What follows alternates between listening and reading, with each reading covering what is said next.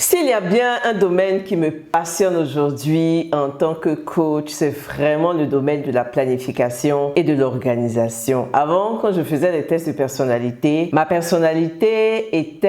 mon type de personnalité était le moins susceptible d'être organisé. Je ne suis pas née organisée, je n'ai pas grandi forcément dans un environnement qui favorisait l'organisation, mais c'est quelque chose que j'ai appris parce que j'ai vu que le fait de ne pas être organisé m'a tellement coûté d'opportunités que depuis lors, j'en ai fait mon cheval de bataille. Et aujourd'hui, je vais t'expliquer 7 choses que je fais depuis que je suis devenue une femme organisée. Je suis coach Friska, coach de vie certifiée. Ma mission, c'est d'aider des personnes comme toi à planifier chaque domaine de leur vie pour atteindre leurs objectifs les plus importants. La première chose que je fais depuis que je suis organisée, c'est le fait de me réveiller tôt. Honnêtement, je ne suis pas du tout une lève tôt. Je suis plutôt une lève tard. Donc avant, je me levais autour de 7h, 8h. Je courais pour aller dans la salle de bain et puis en même temps au travail. Et quand je suis devenue entrepreneur, je me suis rendu compte que c'est un mode de vie que je ne pouvais plus adopter parce que,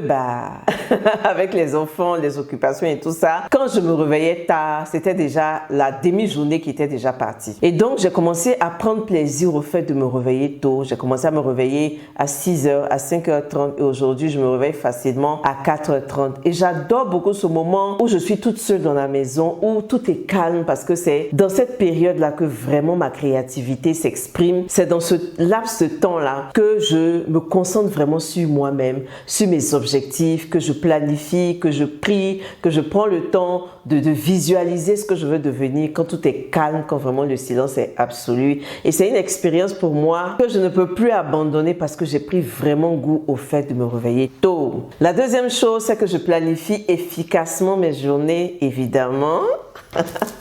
Avec mon life planner. Avant que je ne crée des life planners, j'organisais déjà dans des blocs-notes et tout ça. Et aujourd'hui, ce que je fais, c'est que chaque journée de ma semaine a un thème. Par exemple, lundi, ça peut être création de contenu comme ce que je suis en train de faire.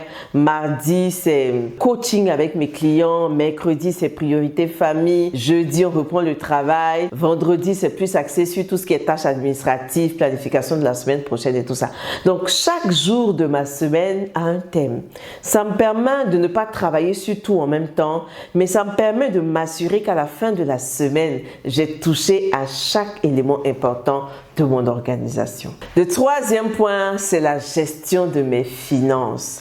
Depuis que je suis organisée, je sais ce qui rentre, je sais ce qui sort parce que je prends le temps chaque jour de noter dans mon planeur où va mon argent, ce qui est rentré, ce qui est sorti. Ça me permet d'avoir un sentiment de contrôle. Honnêtement, quand je ne le fais pas, j'ai l'impression de perdre le contrôle sur ma gestion financière. Alors que tu ne le sais peut-être pas, mais l'argent aime l'attention. L'argent aime qu'on lui porte de l'attention. L'argent aime qu'on prenne soin de lui. Donc, plus tu prends soin de ton argent, plus tu t'occupes de ton argent, plus tu auras l'opportunité d'attirer plus d'abondance dans ta vie.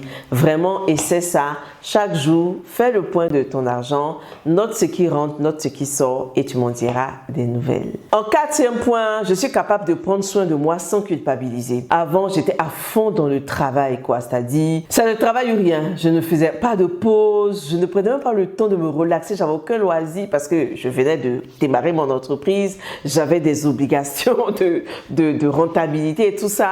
Et ça a commencé à détériorer ma santé et surtout mon équilibre familial. Et depuis, j'ai compris que en tant qu'entrepreneur, je ne peux pas exceller dans le business que je fais si je ne prends pas soin de la personne que je suis. Parce que c'est moi qui porte ce business-là. Donc, si moi, je ne prends pas soin de moi, mon business, d'une manière ou d'une autre, sera malade. Donc, je commençais à prendre soin de moi. Prendre soin de moi, c'est quoi? C'est prendre le temps de noter vraiment dans un cahier toutes mes préoccupations, le fait de planifier. Déjà, c'est bon pour ma santé mentale parce que ça me permet d'aérer mon cerveau. Vous savez, aujourd'hui, ce ne sont plus les maladies comme le VIH, SIDA et tout ça qui tuent les gens. Aujourd'hui, ce qui tue les gens, c'est ce qu'on appelle le AVC. Donc, du coup, c'est lié vraiment à la santé mentale. Donc, le fait de me relaxer, d'écrire, ça m'aide vraiment. Le fait de planifier déjà dans ma vie tout ce qui doit être planifié, ça fait que je prends mes décisions rapidement. Et puis, je fais du sport tous les matins. Je peux danser. Pas besoin d'aller en salle. Pas besoin de payer des trucs chers.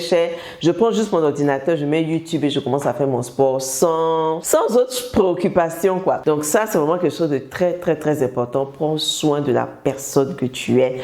Je pense prends aussi du temps souvent d'aller à la piscine pour me relaxer. Je vais au spa. Ce sont des choses que je ne faisais pas avant, mais que je fais maintenant depuis que j'ai compris l'importance de prendre soin de la personne que je suis. En 5e point, je suis vraiment présente pour ma famille. Vraiment pour ma famille, parce que je me souviens de l'époque où j'étais en entreprise. J'étais à fond dans le travail. Quand je rentrais, mes enfants dormaient. Quand je sortais, mes enfants dormaient. Aujourd'hui, je planifie ma semaine de telle sorte qu'il y ait des moments où je travaille de la maison. Donc, j'ai un regard sur tout ce qui se fait à la maison. Je suis avec les enfants et tout ça. On passe vraiment beaucoup de temps ensemble. Donc, je sais trouver l'équilibre entre travail et famille. Je sais à quel moment j'accorde vraiment la priorité à mes enfants, à mon mari. Et à quel moment j'accorde la priorité au travail. Et ça, c'est quelque chose qui est essentiel. Parce que être tout le temps à fond dans le travail, c'est pas toujours la bonne chose à faire. La 6e chose, c'est que je gère mieux les imprévus. Parce que quand tu planifies déjà, quand tu as vraiment une base de planification de ta semaine et tout, ça te permet de mieux gérer les imprévus parce que les imprévus vont tomber dans quelque chose qui est déjà planifié. Mais quand tu ne planifies rien du tout,